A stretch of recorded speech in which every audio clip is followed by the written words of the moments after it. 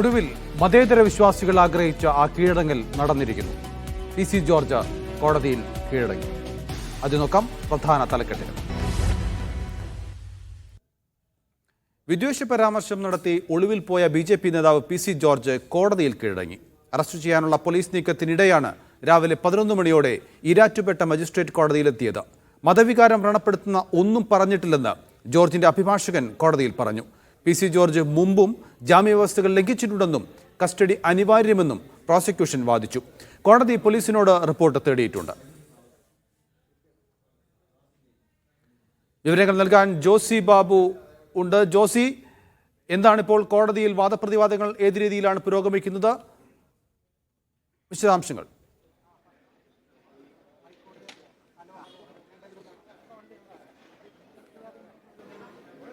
Naufal, case പരിഗണിക്കുന്നത് 2 മണിയിലേക്ക് മാറ്റിയിട്ടുണ്ട്. പ്രധാനമായും ഈ കേസിൽ പോലീസ് കസ്റ്റഡിയുടെ ആവശ്യമില്ല, തെളിവ് ശേഖരണത്തിന്റെ ആവശ്യമില്ല, മതവികാരം വ്രണപ്പെടുത്തുന്ന കാര്യങ്ങളൊന്നും പറഞ്ഞിട്ടില്ല എന്നാണ് പി.സി. ജോർജിന്റെ അഭിഭാഷകൻ കോടതിയിൽ പറഞ്ഞത്.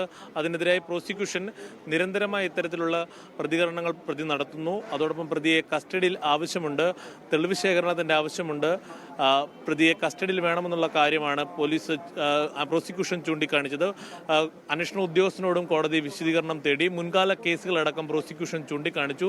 മുൻകാല കേസുകളുടെ റിപ്പോർട്ട് അടിയന്തരമായി നൽകാൻ കോടതി ഇപ്പോൾ ആവശ്യപ്പെട്ടിരിക്കുകയാണ്. പോലീസ് റിപ്പോർട്ട് കൂടി പരിഗണിച്ചുകൊണ്ട് 2 മണിക്കായിരിക്കും ഈ കേസിൽ അന്തിമ വിധി കോടതി പറയുക. 3 സാധ്യതകളാണുള്ളത്. ഒന്നുകിൽ അറസ്റ്റ് രേഖപ്പെടുത്തിയ ശേഷം റിമാൻഡ് ചെയ്യാം, അതുമല്ലെങ്കിൽ അറസ്റ്റ് രേഖപ്പെടുത്തിയ ശേഷം പോലീസ് കസ്റ്റഡിയിൽ വിടാം, അതുമല്ലെങ്കിൽ ജാമ്യം നൽകാം. ഇത്തരം 3 സാധ്യതകളാണുള്ളത്. എന്തായാലും ഇന്ന് പോലീസ് സ്റ്റേഷനിൽ ഹാജരാകുമെന്നുള്ള പി.സി. ജോർജിന്റെ അറിയിപ്പ് പ്രകാരം ഏറെ കരുതലോടെ പോലീസ് കാത്തിരുന്നു. എന്നാൽ പോലീസിനെ കബളിപ്പിച്ചുകൊണ്ട് ഏറെ നാടകീയമായി ഞാനിപ്പോൾ നിൽക്കുന്ന മജിസ്ട്രേറ്റ് കോടതിയിലെത്തി പി.സി. ജോർജ് 11 മണിയോടുകൂടി കീഴടങ്ങുകയായിരുന്നു. നൗഫൽ. 2 മണിയോടുകൂടി പി.സി. ജോർജിന്റെ കേസ് പരിഗണിക്കും. വിശദാംശങ്ങളാണ് ജോസി ബാബു നൽകിയത്. പി.സി. ജോർജിനെതിരായ വിദ്വേഷ പരാമർശ കേസിൽ നീതി പുലരുമെന്ന് പ്രതീക്ഷിക്കുന്നതായി പരാതിക്കാരൻ മുഹമ്മദ് ഷിഹാബ് മീഡിയ വണ്ണിനോട് പറഞ്ഞു. ഇനിയെങ്കിലും പോലീസ് ഉണർന്ന് പ്രവർത്തിക്കണം. ജോർജ് ശാരീരിക അവശത കാണിച്ച് നാടകം കളിക്കാൻ സാധ്യതയുണ്ടെന്നും അദ്ദേഹം പറഞ്ഞു. കഴിഞ്ഞ ഒരു 1.5 മാസം 2 മാസത്തോളമായി ഈ കേസ് ഇങ്ങനെ പോലീസുകാർ വലിച്ചു നീട്ടിക്കൊണ്ടു പോകുന്നു. ഇന്നെങ്കിലും ഇതിനൊരു അവസാനമാകും, ഇന്നെങ്കിലും നിയമം പുലരുമെന്നുള്ളതാണ് ഞങ്ങളുടെ പ്രതീക്ഷ. പി.സി. ജോർജിനെ മാതൃകാപരമായി ശിക്ഷിക്കേണ്ടത് ഈ നാടിൻ്റെ ആവശ്യമാണ്. നമ്മുടെ സമൂഹത്തിന് ഒരു നല്ലൊരു മെസ്സേജ് കൊടുക്കാൻ പി.സി. ജോർജിനെ മാതൃകാപരമായി ശിക്ഷിക്കുക തന്നെ വേണം.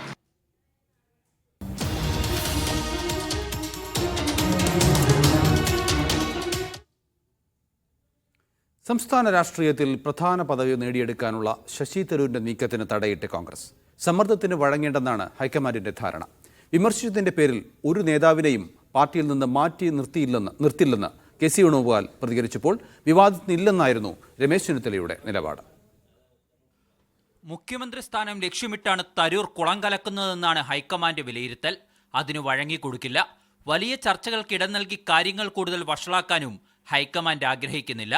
അതിനാൽ തദ്ദേശ തിരഞ്ഞെടുപ്പ് വരെ നിലവിലെ നേതൃത്വത്തെ ദുർബലപ്പെടുത്തുന്ന നീക്കങ്ങളൊന്നും കേരളത്തിൽ വേണ്ടതില്ലെന്നാണ് ഹൈക്കമാൻഡ് നിലപാട്. അതിനാൽ തരൂർ ഉയർത്തുന്ന വിവാദങ്ങളുടെ പിന്നാലെ പോകേണ്ടെന്ന് സംസ്ഥാന നേതൃത്വത്തിനും നിർദ്ദേശം നൽകി. ഇന്നലെ തരൂരിനെ കുത്തിയ കെ.സി. വേണുഗോപാൽ മയപ്പെടുത്തിയതും വിവാദങ്ങൾ കൂടുതൽ ആളിക്കത്തിക്കേണ്ടെന്ന നിലപാടിന്റെ ഭാഗമാണ്. പാർട്ടിയുടെ നന്മയ്ക്ക് വേണ്ടി ഏത് ഭാഗത്തുനിന്ന് വിമർശനം കോൺഗ്രസിനകത്തുണ്ടായാലും അതിനെ പൂർണ്ണമായി സ്വാഗതം ചെയ്യുന്ന പാരമ്പര്യമാണ് ഞങ്ങൾക്കുള്ളത്. അങ്ങനെ ഞങ്ങൾ മുന്നോട്ട് പോവുള്ളൂ. വിമർശനങ്ങൾ പറയുന്നതുകൊണ്ട് ഒരാളെ സൈഡ് ലൈൻ ചെയ്യാനോ ഒരാളെ ഒഴിവാക്കാനോ ഒരാളെ ഇല്ലാതാക്കാനോ ചെയ്യുന്ന അത് CPM-ന്റെ ശൈലിയാണ്, അത് ഞങ്ങളുടെ ശൈലിയല്ല. ഹൈക്കമാൻഡ് നിർദ്ദേശം വന്നതോടെ പ്രതികരിക്കുന്നതിൽ നിന്നടക്കം പ്രതിപക്ഷ നേതാവ് ഒഴിഞ്ഞുമാറി. വിവാദമുണ്ടാക്കേണ്ടെന്ന് തീരുമാനിച്ചു എന്ന് തുറന്നു പറഞ്ഞു രമേശ് ചെന്നിത്തല. സങ്കീർണമായ പ്രശ്നങ്ങളോ തർക്കങ്ങളോ ഒന്നും ഇപ്പോൾ പാർട്ടിക്കകത്തില്ല. എന്തെങ്കിലും ഉണ്ടെങ്കിൽ പാർട്ടി നേതൃത്വം ഇടപെട്ട് അതെല്ലാം പരിഹരിക്കും. ശശി തരൂരുമായി ബന്ധപ്പെട്ട ഒരു വിവാദത്തിലും ഞാനില്ല. പൂർണ്ണമായും തദ്ദേശ തെരഞ്ഞെടുപ്പിന്റെ ഒരുക്കങ്ങളിലേക്ക് കേന്ദ്രീകരിച്ച് മറ്റു ചർച്ചകൾ അവസാനിപ്പിക്കാനാണ് നേതൃത്വത്തിന്റെ നീക്കം.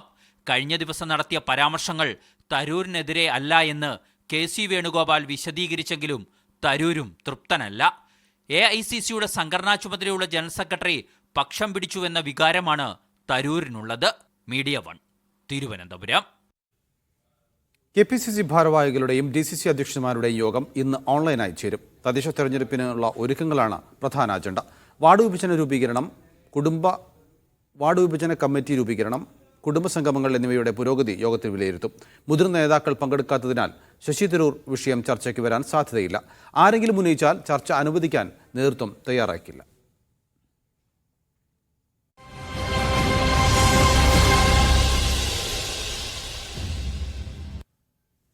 സെക്രട്ടേറിയറ്റ് പടിക്കൽ നടത്തുന്ന അനിശ്ചിതകാല സമരം ജില്ലാ കേന്ദ്രങ്ങളിലേക്ക് വ്യാപിപ്പിക്കാൻ ആശമാർ. 27-ന് ആലപ്പുഴ, മലപ്പുറം ജില്ലകളിലും 28-ന് കോഴിക്കോടും സമരം നടത്തും. ആശമാരെ ചിലർ വ്യാമോഹിപ്പിച്ച് സമരത്തിന് ഇറക്കിയതാണെന്ന് CPM കേന്ദ്ര കമ്മിറ്റി അംഗം എളമരം കരീം പറഞ്ഞു. ഇതിന് പിന്നിൽ അരാജക സംഘടനകളാണെന്നും സമരത്തെ തള്ളി ദേശാഭിമാനി ലേഖനത്തിൽ അദ്ദേഹം ആരോപിച്ചു. രാവെന്നോ പകലെന്നോ ഇല്ല, വെയിലെന്നോ മഴയെന്നോ ഇല്ല. സർക്കാർ കണ്ണു തുറക്കണം, ആവശ്യങ്ങൾ പരിഗണിക്കണം. ഇതുമാത്രമായിരുന്നു ഇവരുടെ ലക്ഷ്യം. എന്നാൽ 15 ദിവസം പിന്നിടുമ്പോഴും സർക്കാർ മൗനത്തിലാണ്. ഇതോടെയാണ് സമരം വ്യാപിപ്പിക്കാൻ ആശമാർ തീരുമാനിച്ചത്. ഞങ്ങൾ 2700 പേരുടെ അവകാശം ചോദിക്കാനാണ് ഞങ്ങളിവിടെ വന്നിരിക്കുന്നത്. ആരുടെയും ഒരു പിന്തുണയോ ഞങ്ങൾക്കില്ല. സമരം ഓൾറെഡി കേരളം മൊത്തം വ്യാപിച്ചിരിക്കുകയാണ്. പിന്നെ നമ്മളിപ്പം ജില്ലകളിലേക്ക് സമരം വ്യാപിപ്പിക്കുകയാണ്. നമ്മുടെ സമരത്തിന്റെ പ്രധാന കേന്ദ്രം തിരുവനന്തപുരത്ത് സെക്രട്ടേറിയറ്റിന് മുന്നിൽ തന്നെയാണ്. എങ്കിലും ജില്ലകളിൽ ഇപ്പോൾ 27-ാം തീയതി നമ്മൾ ആലപ്പുഴയിലും മലപ്പുറത്തും ജില്ലാതലത്തിലുള്ള പരിപാടി പ്രഖ്യാപിച്ചിരിക്കുകയാണ്. കോഴിക്കോട് 28-ാം തീയതി പ്രഖ്യാപിച്ചിരിക്കുകയാണ്. അങ്ങനെ എല്ലാ ജില്ലകളിലേക്കും നമ്മൾ സമരം വ്യാപിപ്പിച്ചുകൊണ്ടിരിക്കുകയാണ്. സമരത്തിന് പിന്നിൽ അരാജക സംഘടനകളാണെന്ന് ആരോപിച്ച് ആശാവർക്കർമാരുടെ സമരത്തെ CPM തള്ളി. ആശാവർക്കർമാരെ തെറ്റിദ്ധരിപ്പിച്ച് നടത്തുന്ന സമരമാണിതെന്ന് എളമരം കരീം ദേശാഭിമാനിയിൽ എഴുതിയ ലേഖനത്തിൽ പറയുന്നു. എന്നാൽ പാർട്ടി പത്രത്തിൽ ലേഖനം എഴുതിയാൽ ആളുകൾ അംഗീകരിക്കാൻ തയ്യാറാകില്ലെന്നായിരുന്നു സമരത്തിന് ഐക്യദാർഢ്യം പ്രഖ്യാപിച്ചുകൊണ്ടുള്ള K. മുരളീധരന്റെ മറുപടി. അദ്ദേഹത്തിന്റെ പാർട്ടി പ്രവർത്തനത്തിന്റെ ഭാഗമായിട്ട് എന്തെങ്കിലും അതും ദേശാഭിമാനിയാണ് അധികാരം വഹിക്കൂല. അതുകൊണ്ട് ആ വായിക്കാത്ത കാര്യം ഇനി നാട്ടുകാരെ മുഴുവൻ നമ്മൾ അറിയിക്കേണ്ട എന്ന് മാത്രമേ ഞാൻ പറയുന്നുള്ളൂ. വിവിധ സംഘടനകൾ ഐക്യദാർഢ്യവുമായി എത്തിയിട്ടും സമരം ദേശീയ ശ്രദ്ധ നേടിയിട്ടും സർക്കാർ തുടർ ചർച്ചകൾക്കുള്ള സാധ്യത ഇനിയും തുറന്നിട്ടില്ല. മീഡിയ 1 തിരുവനന്തപുരം. ആശമാരുടെ സമരത്തിന് പിന്തുണയും ICP നേതാവ് ആനി രാജ. സമരം ന്യായമാണെന്നും ആശമാർക്ക് തൊഴിലാളി പദവി നൽകണമെന്നും ആനി രാജ ആവശ്യപ്പെട്ടു. ആശാവർക്കർമാരുടെ ന്യായമായ ആവശ്യമാണ്. കാരണം ഞാൻ ഈ രാജ്യത്തെ പല സംസ്ഥാനങ്ങളിലും ആശാവർക്കർമാരുടെയും അംഗൻവാടി വർക്കർമാരുടെയും അതുപോലെ തന്നെ മിഡ് ഡേ മീൽ വർക്കർമാരുടെയും സമരത്തിൽ പങ്കെടുക്കുന്ന ഒരാളാണ്. അവരെ ഒന്നും തന്നെ തൊഴിലാളികളായി ഇതുവരെ അംഗീകരിച്ചിട്ടില്ല. അവരെ വെറും ഒരു സന്നദ്ധ പ്രവർത്തകർ എന്ന രീതിയിലാണ് അവരെ പരിഗണിച്ചിട്ടുള്ളത്. അപ്പം അവർക്ക് കാശ് കൊടുക്കാതെയും ഇരിക്കാം, അല്ലെ ഔദാര്യത്തിന്റെ പേരിൽ എന്തെങ്കിലും കൊടുക്കാം, അങ്ങനെയൊക്കെയുള്ള ഒരു സ്ഥിതിയാണ്. അപ്പോൾ ഒരു തൊഴിലാളി എന്ന രീതിയിൽ അവരെ അംഗീകരിച്ചാൽ അവർക്കൊരു തൊഴിലാളിക്ക് ലഭിക്കുന്ന എല്ലാ വിധത്തിലുള്ള ഒരു ഡിഗ്നിഫൈഡ് ആയിട്ടുള്ള ഒരു വർക്കറായിട്ട് അവർക്ക് മാറാൻ.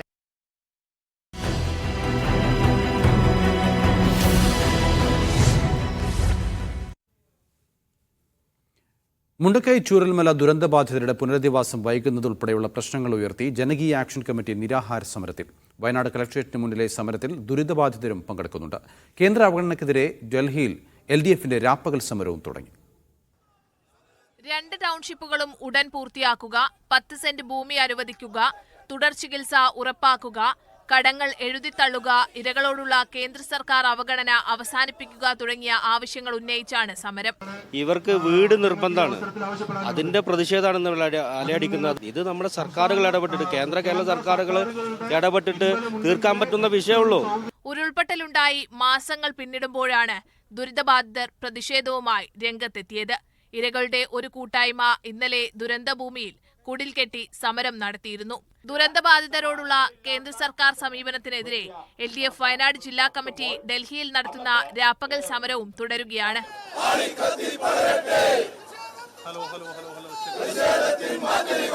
CPM കേന്ദ്ര കമ്മിറ്റി അംഗം ബിജു കൃഷ്ണൻ സമരം ഉദ്ഘാടനം ചെയ്തു. ദുരിതാശ്വാസ പ്രവർത്തനത്തിന്റെ ഭാഗമായി നിരവധി സംസ്ഥാനങ്ങളിലെ പ്രധാനമന്ത്രിക്ക് നൽകാനുള്ള നിവേദനം വയനാട് CPM നേതൃത്വം ഇടത് MPമാർക്ക് കൈമാറി.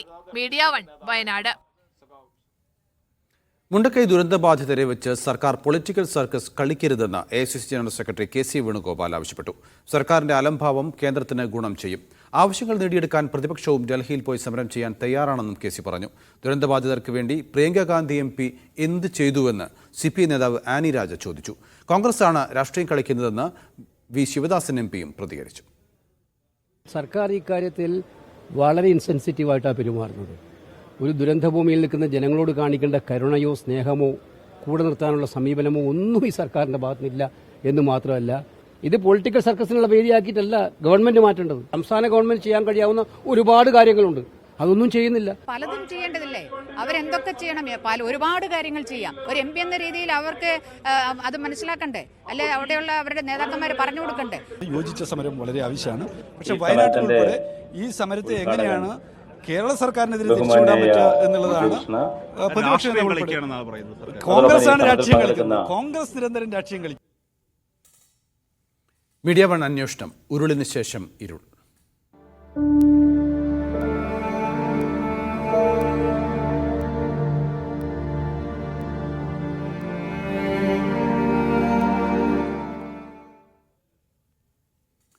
മുണ്ടക്കൈ പുനരധിവാസത്തിനുള്ള രണ്ടാം ഘട്ട പട്ടിക പുറത്തു വന്നപ്പോൾ ഉരുൾപൊട്ടലിന്റെ പ്രഭവകേന്ദ്രത്തോട് ചേർന്ന പുഞ്ചിരിമട്ടത്തെ ഗോത്രവിഭാഗക്കാരും ലിസ്റ്റിന് പുറത്ത്.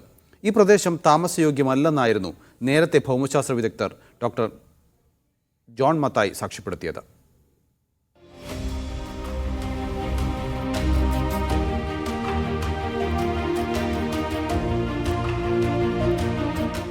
ഉരുൾ പൊട്ടിയൊലിച്ചു വന്ന മലയുടെ ഉച്ചിയിലാണ് ഗോത്രവിഭാഗത്തിൽപ്പെട്ട ചേനന്റെ വീട്.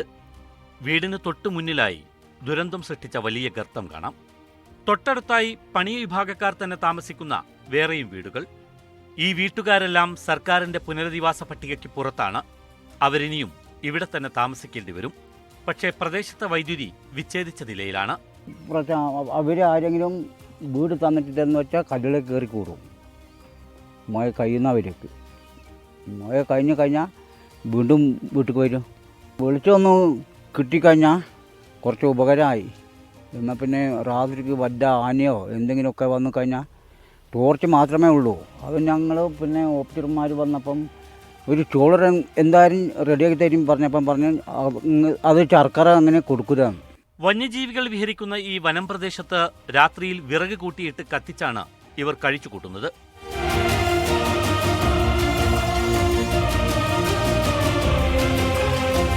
സർക്കാർ സ്ഥാപിച്ച ഈ സർവേക്കല്ല് സൂചിപ്പിക്കുന്നത് ചേനന്റെ വീട് താമസയോഗ്യമാണെന്നാണ്. എന്നാൽ വൈദ്യുതി ബന്ധം വിച്ഛേദിച്ച ഈ ഇലക്ട്രിക് പോസ്റ്റ് സൂചിപ്പിക്കുന്നത് ഈ വീട് താമസയോഗ്യമല്ല എന്നാണ്. ഉരുൾപൊട്ടൽ ഏറ്റവുമധികം നാശം വിതച്ച പുഞ്ചിരിമട്ടം ഇനി താമസയോഗ്യമല്ലെന്നായിരുന്നു സംസ്ഥാന സർക്കാർ നിയോഗിച്ച ഡോക്ടർ ജോൺ മത്തായി സമിതിയുടെ ആദ്യ കണ്ടെത്തൽ. ശരത് ലാലിനൊപ്പം Mujeeb Rahman, media one, Wayanad. Kerala medical service കോർപ്പറേഷനിലെ കോവിഡ് കാല പർച്ചേസിന്റെ റിപ്പോർട്ട് വൈകുന്നു. ധനകാര്യ പരിശോധനാ വിഭാഗത്തിന്റെ പരിശോധന പൂർത്തിയായി 2.5 വർഷമായിട്ടും റിപ്പോർട്ട് തയ്യാറായിട്ടില്ല. റിപ്പോർട്ട് അംഗീകരിച്ച് അന്തിമമാക്കിയിട്ടില്ലെന്നാണ് വിവരാവകാശ നിയമപ്രകാരമുള്ള മറുപടി. KR സാജു ഉണ്ട് വിവരങ്ങൾ നൽകാൻ. സാജു, ഈ റിപ്പോർട്ട് വൈകാനുള്ള കാരണം എന്താണ്? നൗഫൽ, കോവിഡ് കാലത്ത് ഗ്ലൗസും അതുപോലെ N95 മാക്സും PPE കിറ്റുമൊക്കെ കേരള മെഡിക്കൽ സർവീസ് കോർപ്പറേഷൻ വാങ്ങിയത് അമിതമായ വിലയ്ക്കാണെന്നും അതിൽ ക്രമക്കേടും അഴിമതിയുണ്ടെന്നും ആരോപണമുയർന്നിരുന്നു. തുടർന്നാണ് രണ്ടാം പിണറായി സർക്കാർ അധികാരത്തിൽ വന്ന ശേഷം ആരോഗ്യമന്ത്രി വീണ ജോർജ് ഫയലിൽ ഇത് സംബന്ധിച്ച കുറിപ്പ് എഴുതിയത്. ഈ കുറിപ്പിന്റെ അടിസ്ഥാനത്തിലായിരുന്നു ധനകാര്യ പരിശോധനാ വിഭാഗത്തിന്റെ പരിശോധന. 2022 ജനുവരിയിൽ ആരംഭിച്ച് ആ വർഷം തന്നെ ജൂണിൽ പരിശോധന അവസാനിപ്പിച്ചു. പരിശോധന പൂർത്തിയായി എന്നാണ് വിവരാവകാശ നിയമപ്രകാരം യൂത്ത് കോൺഗ്രസ് സംസ്ഥാന സെക്രട്ടറി വീണ എസ് നായർക്ക് ഇപ്പോൾ വിവരാവകാശ നിയമപ്രകാരം ധനകാര്യ പരിശോധനാ വിഭാഗം തന്നെ മറുപടി നൽകിയിരിക്കുന്നത്. എന്നാൽ റിപ്പോർട്ടിന്റെ പകർപ്പ് ആവശ്യപ്പെടുമ്പോൾ റിപ്പോർട്ട് അംഗീകരിച്ച് പരിശോധനയുടെ റിപ്പോർട്ട് അംഗീകരിച്ച് അന്തിമമാക്കിയിട്ടില്ല എന്നാണ് മറുപടി നൽകുന്നത്. അതായത് പരിശോധന പൂർത്തിയായി 2.5 വർഷം കഴിഞ്ഞിട്ടും ഈ റിപ്പോർട്ട് അംഗീകരിക്കാൻ ധനകാര്യ പരിശോധനാ വിഭാഗം തയ്യാറായിട്ടില്ല. അതിനെ തുടർന്നാണ് ഈ റിപ്പോർട്ട് ഇപ്പോൾ പൂഴ്ത്തപ്പെട്ട അവസ്ഥയിൽ ഉള്ളത് എന്നാണ് നമ്മൾ മനസ്സിലാക്കേണ്ടത്. കാരണം ഇതിന് ശേഷം ഇപ്പോൾ അടുത്തിടെ പുറത്തു വന്ന C&AG റിപ്പോർട്ടിൽ ഈ പർച്ചേസുകൾ ക്രമക്കേടായിരുന്നെന്നും ഇത് അമിത വില കൊടുത്തു വാങ്ങിയതാണെന്നും കുറഞ്ഞ വിലയ്ക്ക് തരാൻ ആളുകൾ ഉണ്ടായിട്ട് അവരെ ഒഴിവാക്കിക്കൊണ്ട് വാങ്ങിയതാണ് എന്നും കണ്ടെത്തിയിരുന്നു. അതായത് ഒന്നാം പിണറായി സർക്കാരിന്റെ കാലത്ത് കോവിഡ് കാലത്ത് പർച്ചേസ് കൊള്ള നടന്നിട്ട് അതിനെ പൂഴ്ത്തിവെക്കുന്ന ആ റിപ്പോർട്ട് പുറത്തു വന്നാൽ അത് സർക്കാരിന് പ്രതിസന്ധിയാകുന്നതിനാൽ പൂഴ്ത്തിവെച്ചിരിക്കുന്നു എന്ന ആരോപണങ്ങൾക്ക് കൂടുതൽ ശക്തി പകരുന്നതാണ് വിവരാവകാശ നിയമപ്രകാരമുള്ള മറുപടി. നൗഫൽ, KR സാജു ആണ് വിവരങ്ങൾ.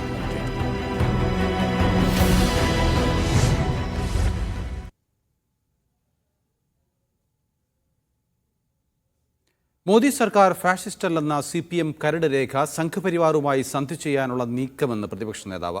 സംഘപരിവാറിന് CPM നൽകുന്ന സർട്ടിഫിക്കറ്റാണ് കരട് രേഖയെന്നും VD സതീശൻ പറഞ്ഞു. ശശി തരൂർ വിഷയം മുക്കാനാണ് രാഷ്ട്രീയ പ്രമേയം ചർച്ചയാക്കുന്നതെന്ന് CPM കേന്ദ്ര കമ്മിറ്റി അംഗം AK ബാലൻ തിരിച്ചടിച്ചു.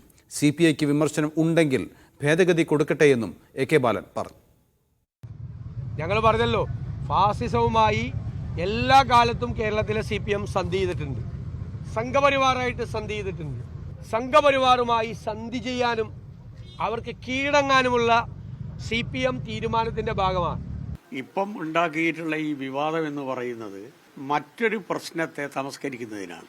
അത് ശശി തരൂർ ഉണ്ടാക്കിയിട്ടുള്ള പ്രശ്നങ്ങളാണ് അതിനുള്ള പ്രധാനപ്പെട്ട കാരണം. നിലപാട് മാറ്റേണ്ടി വരുമെന്ന് ബിനോയ് വിശ്വൻ തന്നെ പറഞ്ഞിട്ടുണ്ടല്ലോ. അല്ല, അത് കമ്മ്യൂണിസ്റ്റുകാർ പറഞ്ഞാൽ അത് ഗൗരവത്തിൽ കാണുന്ന ഒരു കാര്യമാണ്. ഞങ്ങൾ നടത്തട്ടെ, ഞങ്ങളുടെ രാഷ്ട്രീയ പ്രമേയത്തിൽ അവർ ഭേദഗതി കൊടുക്കട്ടെ എന്ന്.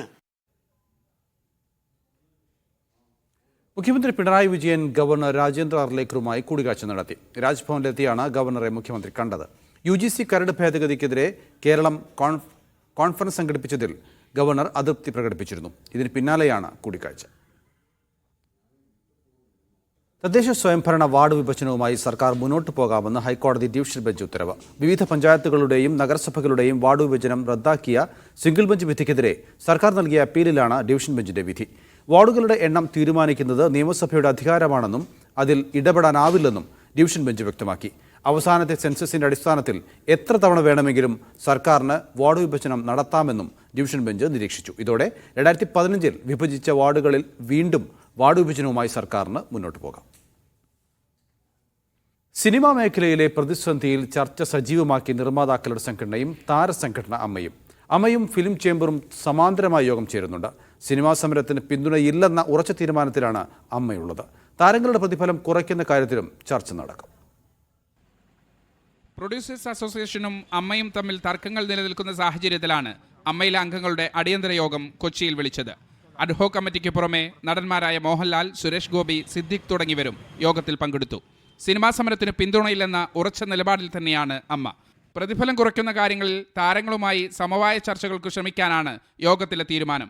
അതേസമയം സിനിമാ സമരം ചർച്ച ചെയ്യാൻ പ്രൊഡ്യൂസേഴ്സ് അസോസിയേഷനും ഫിലിം ചേംബറുമായുള്ള യോഗവും പുരോഗമിക്കുകയാണ്. ഉച്ചകഴിഞ്ഞ് നടക്കുന്ന പ്രൊഡ്യൂസേഴ്സ് അസോസിയേഷന്റെ എക്സിക്യൂട്ടീവ് യോഗത്തിൽ സൂചനാ സമരത്തിന്റെ തീയതി പ്രഖ്യാപിക്കുന്നത് അടക്കമുള്ള കാര്യങ്ങളും ചർച്ചയാകും.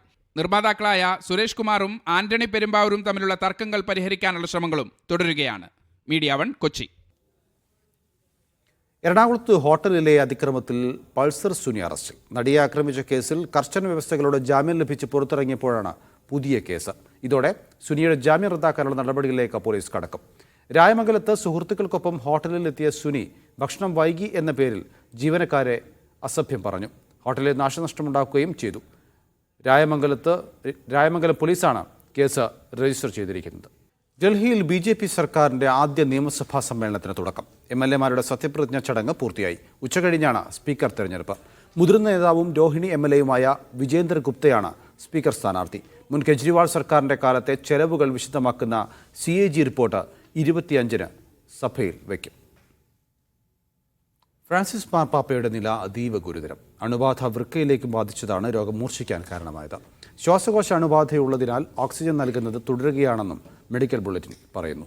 മാർപ്പാപ്പ സാധാരണ അവസ്ഥയിലേക്ക് എത്തുന്നതിന് കൂടുതൽ സമയമെടുക്കുമെന്നാണ് ഡോക്ടർമാർ വ്യക്തമാക്കുന്നത്.